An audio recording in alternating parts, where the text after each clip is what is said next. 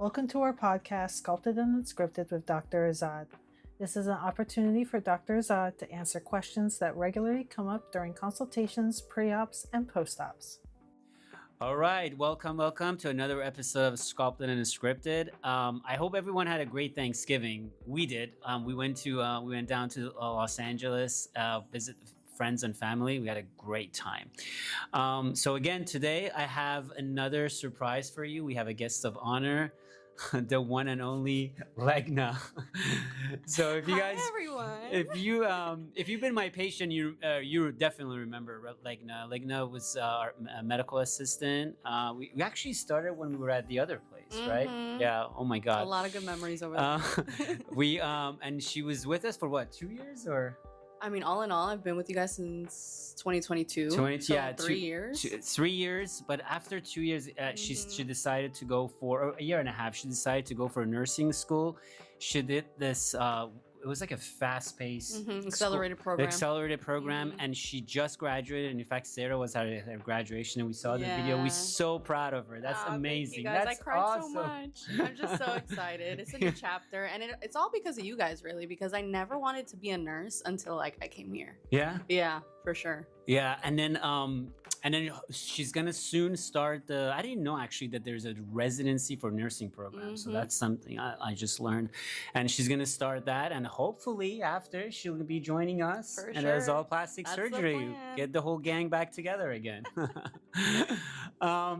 All right, so today we decided to switch things up. I know I've been talking about different techniques, with regard to breast augmentation, as far as implant, capsular contracture, and we're still going to do that in another episode. But today we want to focus on like a patient experience. Legna actually had that breast augmentation with us.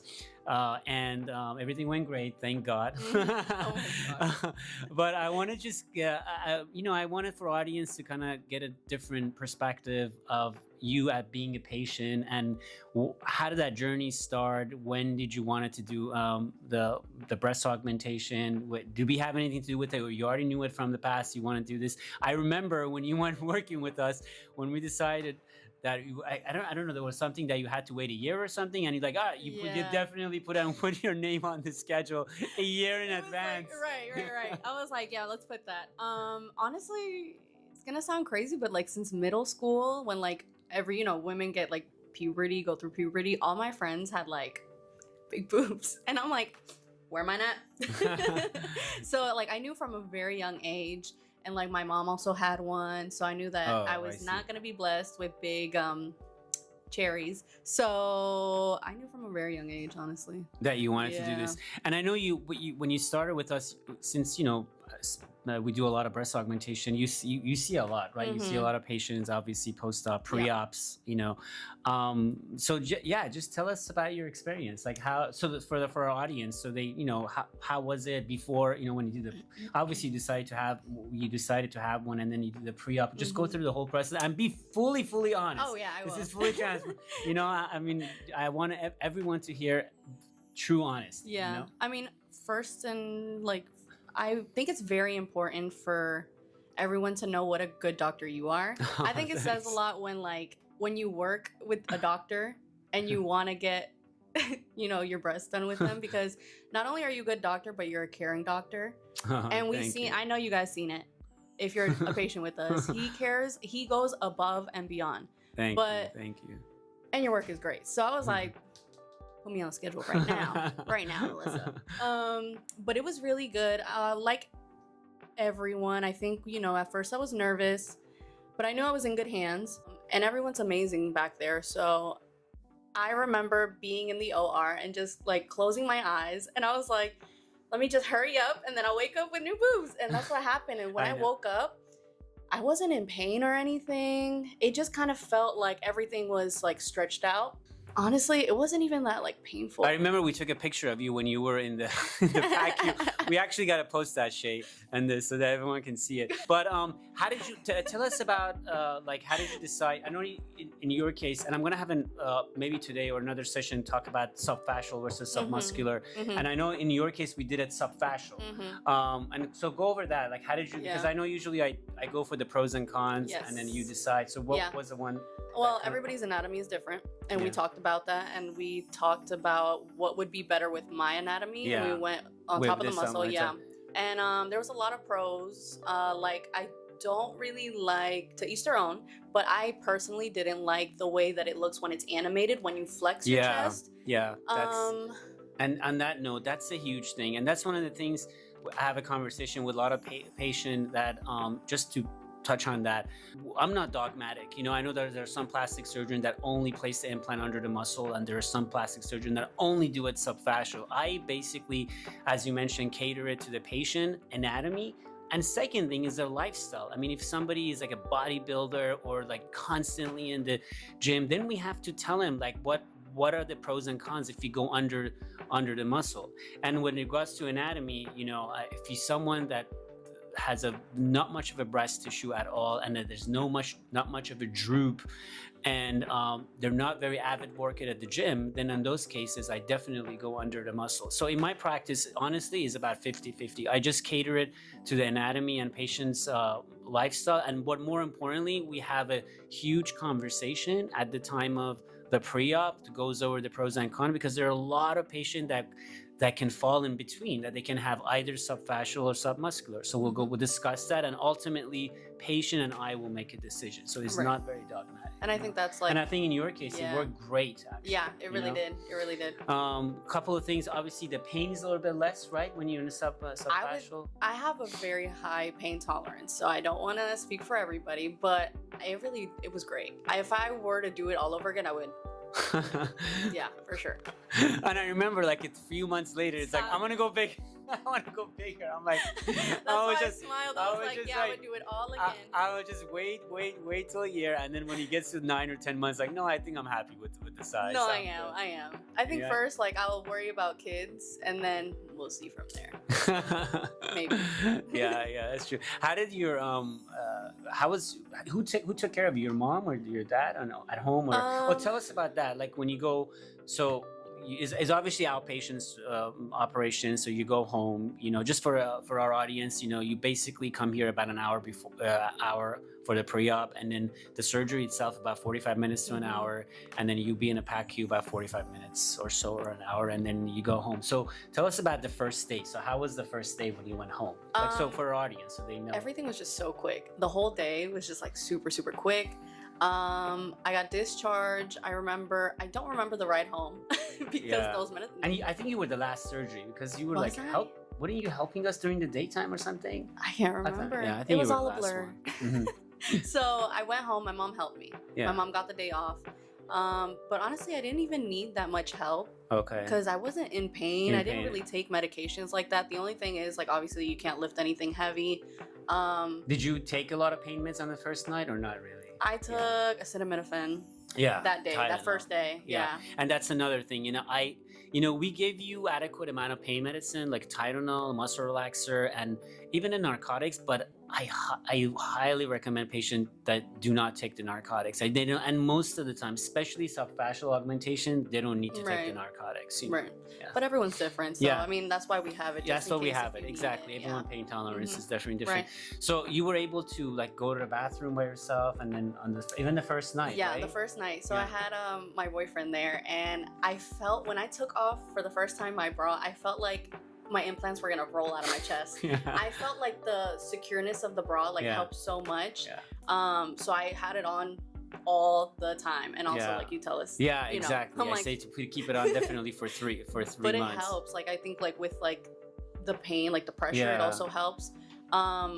The worst part of it all is like not lifting anything heavy. Yeah, Like, I because remember you feel good. Yes. And especially in a few days. I remember you got back to work in 2 days or 3 days. I did. Yeah, you were like Yeah, right back into yeah. it. Yeah. But I remember, like, I think maybe like a week or two out, I picked up my dog on accident. She's more than 10 pounds. Yeah. So I was like, oh no. Yeah, and I put yeah, her back down yeah, because you yeah. feel so good that you forget that you got forget anything that- done. That's honestly, that's true. And that's one of Mhm. the things I say about the breast augmentation, unlike anything else that we do here, like tummy tug, mommy makeover, mastopexy.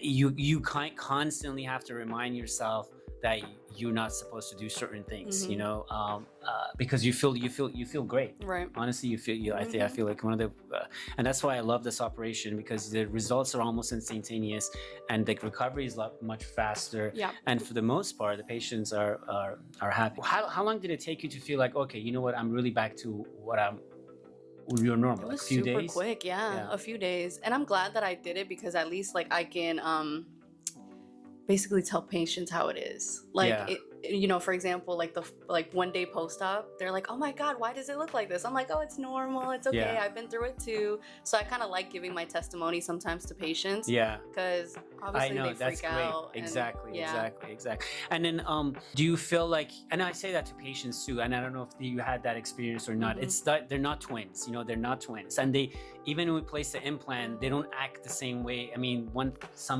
could drop a little bit faster Right. than the other breast, but ultimately, they're all balances out Correct. after 3 to 4 months. Yeah, Did you yeah. feel that too? Yeah, I don't remember them dropping at a different time. So yours was pretty much at the, Yeah, they were at like the kind same, of, yeah, at the and same like rate. I don't remember them dropping either. Like I remember 1 day they were like sitting up high hard, and then the next day that they're just like meh, Yeah, you know. I see. So, Yeah. but they fluffed out great. I look back at like photos. Yeah, I'm like, yeah. those look like rocks on my chest. They used to be so hard, but now they Yeah, look great. Yeah.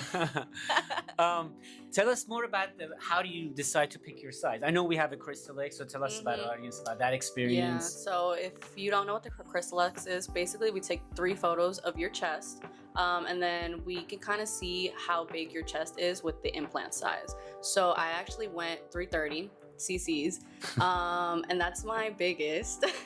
And I remember you measured me, and you were like, you can't go bigger than 330. Yeah. And I used to be an A cup, so I was. And you're, Mhm. I remember you had a very dense breast tissue too. Yeah, so I I was did. worried about stretching that. Yeah. Yeah, so I just wanted to do the biggest because I was like, it doesn't look too big. It Yeah. looked perfect, No, and it like was I don't great. want to like overdo it. And obviously, like, you know, Yeah. I take what you say So into consideration. when you tried, did you try did you try all the profile, like moderate, high, ultra Yeah. high, or I knew I wanted to do high profile. yeah, the Because you ultra kinda- was too much, No, right? yeah, right, for sure. For me, Yeah. I feel like it was the best of both worlds because I really wanted that fullness.